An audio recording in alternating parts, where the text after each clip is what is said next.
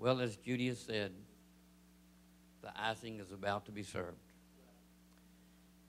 It gives me great pleasure, and it is indeed an honor, to introduce our guest speaker tonight.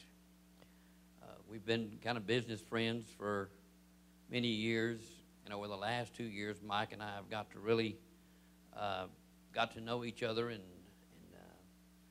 he is the president of Universal Coin and Bullion, and I would truly like to say that this man has a heart of gold, and it says a lot about him. He's a national award-winning coin and bullion expert, one in the world. But in his off hours, Mike has worked with the Melton Y, the youth at his church. He's a mentor to young people in the importance of working hard and having a vision to do the very best they can in the world without taking any more of his time. I want to please welcome Mike Fuljenz.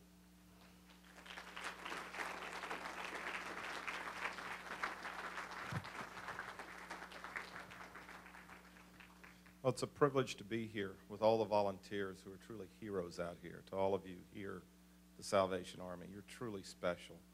I grew up collecting coins. My grandfather would give me silver dollars for making A's on my report card. So I tend to collect things. Also, my wife says I have piles of things, and my fellow employees and partners know I keep piles of things I don't throw away. But in the back when you leave, I have a collection of articles.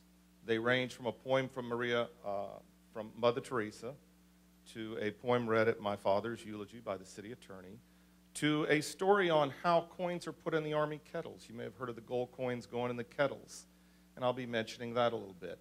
So there's a little something for everybody. There's even a story about the firefighters in Houston, little known, that saved a family, saved the kids, gave them artificial respiration, and then helped them with fundraising that was never reported on until about a weekend ago. And so you have some uplifting stories and poems, and it's part of collecting. When you leave, there's one per family. If you like it, it's good bedtime reading, or when I was a teacher, they used to call them throwaways. Makes good kitty litter if you don't like them. Anyway, Sunday night, how many were at the Lamar Banquet? Anybody go to the Lamar Banquet? Okay, well, you've heard a little bit of this, but that's not too many.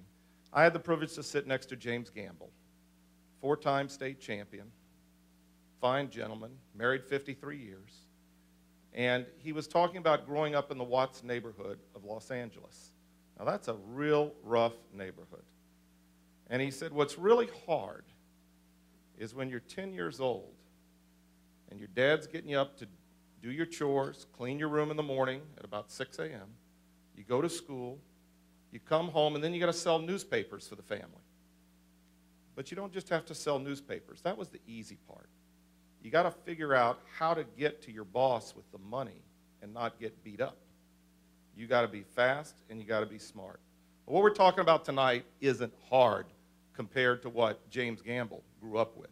But the lessons he learned and passed on to his players, turning young men into fine players, champions. James Gamble was an inspiration that night, and he said his wife of 53 years was so important to him. My wife of 31 years is very important to me. When you have faith and family in place, the rest really isn't that hard. Volunteerism. I came to the Salvation Army about 6 weeks ago, and they were kind enough to show me around.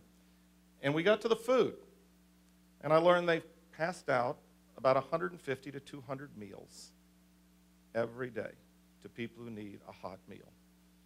And I said, who provides the meals? They had told me that Episcopalians helped with the air conditioning, YMBL helped with repairs, Energy helped with fans. There are many fine volunteers. But they said, the Baptist helped with the food. And I said, the Baptist? I can relate. I married one. Well, you see, my wife's mom was one of the 10 founding members of the largest Baptist church in Lake Charles, Louisiana. Now, my parents were Catholic. And that made for an interesting get-together in that my mom made sure we had a service at noon in the Catholic church, and the Monsignor was there for our wedding in the Baptist church at 7 o'clock. But Miss Scheidler, when the hurricane came through, when Rita came through and her house was destroyed, she moved into the Catholic assisted living facility. had a very nice place, and we were a little concerned how it'd work out with her living in the Catholic assisted living facility. She had been a teacher for 30 years, got along with everybody, but it still was a change. She was leaving her home. And after a few months, she turned to us and said, you know, the Catholics really run a very good facility here, but the Baptists are better cooks. And I said, Ms. Scheidler, you're so right. You know, I loved her because she always supported me when I was dating her daughter over the other guys. And I said, but you know, I've got the best of both worlds. I run the business, and my wife helps me at home, and she does the cooking. So I've got utopia, just like the Salvation Army has the Baptists doing the cooking. And so that was very special and thing of her. She was a teacher. My mom was a teacher. My grandmother was a teacher. I taught school. Something special in volunteering with teachers and in tutoring. As I walked around the Salvation Army, I looked at the people tutoring in the after-school programs. And what was special is the after-school programs allow people to go look for work. They allow people to continue to work and give kids structure and give them help so they can have confidence when they go to school. I was involved in tutoring in my 20s and early 30s at Delgado Community College. And I worked with a bunch of athletes and helped with coaches who are friends to this day. And some of those young athletes, who are older athletes now, call me, and we kid around. And I tell you, you learn a lot when you tutor about yourself and about those kids, and you develop lifelong friendships. I know Milton and Kaz and Kevin and Terry, and we got to be so close that, well, doggone it, they could play Too Short and Sir Mix-a-Lot in my neighborhood, and when I went in their hood, I played Achy Breaky Heart. I put it to them. Billy Ray Cyrus was cranked way up. But you learn through differences to grow, and people grow and appreciate each other. Tick Price, who's an assistant coach here at Lamar, and Jamie, I've known over 20 years since they were at the University of New Orleans, and he was head coach there. Jamie was Shaquille O'Neal's tutor. You never know when you volunteer and give what good things can come back in return. So every time we go to an LSU game, I grab Tick and Jamie.